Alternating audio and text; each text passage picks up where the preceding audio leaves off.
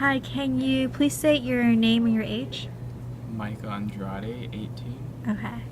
So, statistics show how 1 in every 6 women have been either completed or attempted sexually assaulted. So, percentage wise, that would be 14.98. Those sexual assaults, which includes rape, have been completed, and about 2.87% have been attempted. So, talking about the Centoya Brown case, have you heard of that case? Or Yes, I have. Okay, to have like a quick summary on it, it's about this girl in Tennessee who was 16 and she was being raped, and she found the courage to kill her attacker, and yet she's serving lifetime in prison. On the other hand, the Brock Turner case, which happened back in 2014, about this Stanford swimmer who raped and sexually assaulted an unconscious and intoxicated young woman, he only got 6 months in jail, and that's it. What is your take on rape and sexual assault, and do you think that when it comes to the judicial system, that it, depending on the person, like, could that effect also be based off your gender, ethnicity, or social status? I definitely think that in regards to how rape cases are treated, generally we focus on women getting raped, and yes, that is by far a really big issue, but we also fail to realize that, women rape women, women rape men, men rape men, and we sort of generalize all rape into this male raping a female, but we don't necessarily put the same emphasis on different groups. In regards to those two particular cases, I definitely think that, what was her name? Centoya Brown. I think that she had every right to kill her rapist. That's just a given, and that's kind of ridiculous that she has to go through this awful prison system for a crime that was done justifiably. Brock Turner should rot in jail, and that's as simple as that. They have evidence of him raping an unconscious girl, and that's just not acceptable in any way.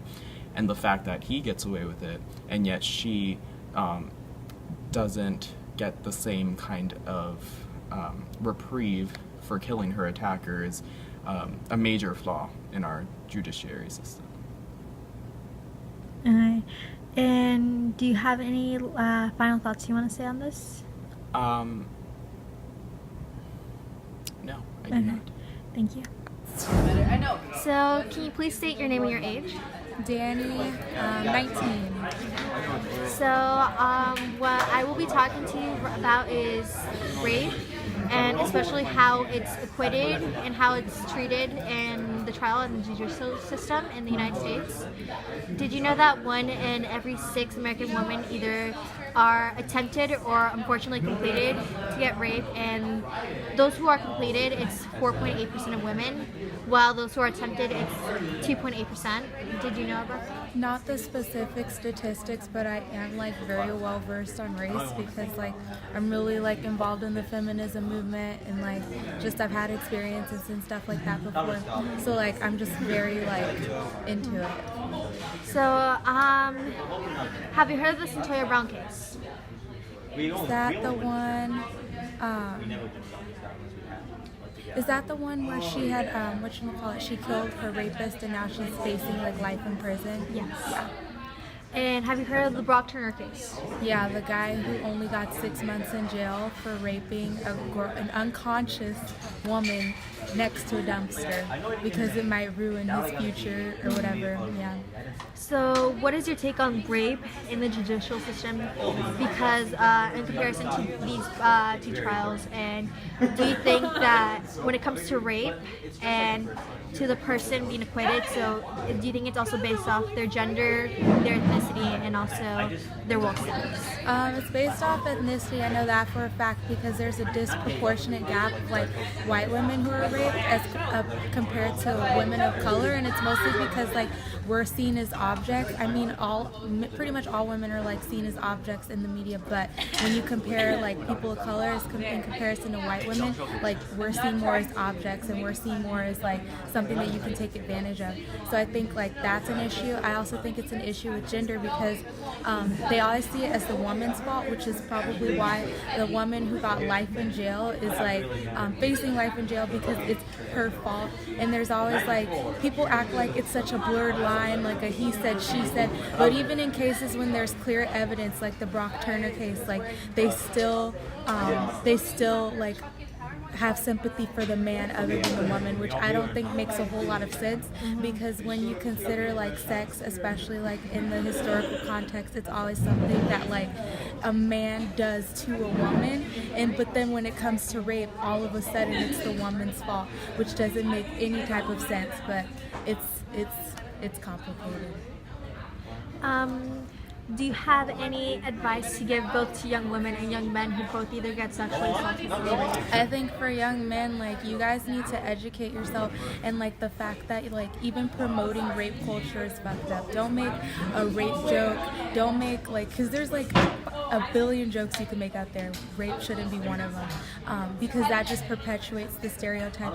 Don't go around slut shaming people because you don't know what they're going through. Like, and you know, it makes women feel as though they're liars. It makes them feel as though their thoughts about being violated is like invalid when it shouldn't be. So don't perpetuate rape culture if you're not like a rapist. Like if you are a rapist, what are you doing? Like come on, man. Like, but I doubt any rapist will be like watching this. But if you want to do something, like support women and just like don't perpetuate that culture. Don't do it. You think it's not a big deal, but it really is. As for women, you know, it's never like if you feel like in your heart and soul that something's happened to you, then don't ever feel that like it's invalid, because it is. It's just our society and culture that makes us feel like it's not. And another thing is always watch and protect your friends, because you think that it's like people think rapists are just like these big burly men like who just lurk in the shadows waiting, but it's usually people that you know, and it's usually like a blurry situation. It's never like clear cut, like that's a villain. Like it's rarely ever just a villain. It's usually someone you know, and it's usually like a murky situation. So make sure that you protect yourself and you protect your friends, and you always like have your own back. Never drink and go crazy with people you don't trust. If you can't trust those people with your bank account information, then don't go drunk crazy. Like I'm sorry, just don't do it, because you don't know if they're gonna protect you. Always make sure that you have one person that's more sober than the other person, because like I said, it's someone you know. So nobody's ever gonna let you leave with a stranger, but they're probably gonna let you leave with a friend of a friend. And if you leave with a friend of a friend, you don't know what he's up to. You don't know what it is. It's not an issue of like, oh, I want to have sex. It's not an issue of, oh, what were you wearing? It's an issue of power. It's a power dynamic, and it's crazy, and you have to protect yourself. So yeah. Thank you. No problem.